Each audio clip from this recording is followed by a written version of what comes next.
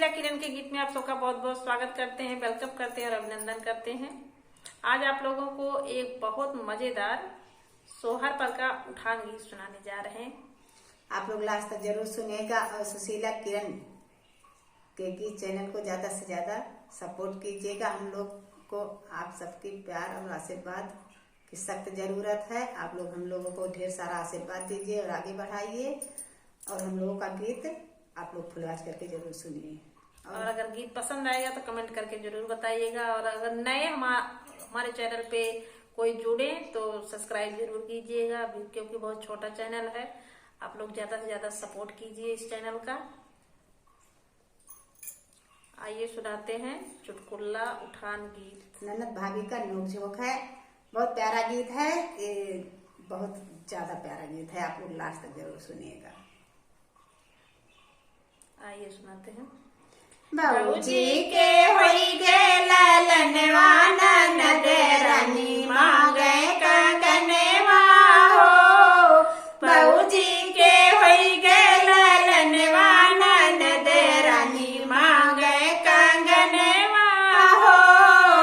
मांगे कंगनवा ननद मांगे कंगनवा, मांगे कंगनवा ननद मांगे कंगनवा।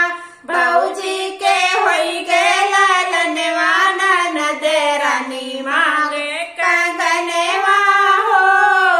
बाबूजी के होई गे ललनवा ननद रानी मांगे कंगनवा हो। ललना के दादाजी मन हरसाए, ललना के दादाजी मन हरसाए।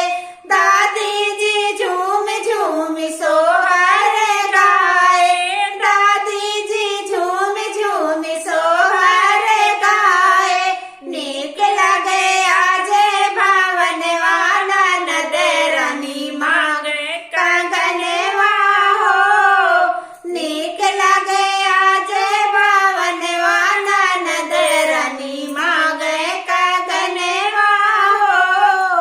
बाबूजी के होई गे ललनवा ननद रानी मांगे कंगनवा हो।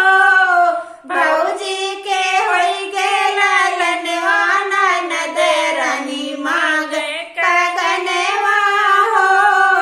मांगे कंगनवा ननद मांगे कंगनवा, मांगे कंगनवा ननद मांगे कंगनवा।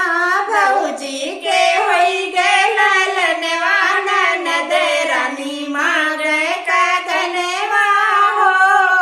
बाबूजी के होई गे ललनवा ननद रानी मांगे कंगनवा हो। आई ननद रानी कजरा लगावे, आई ननद रानी कजरा लगावे। अपने भतीजा का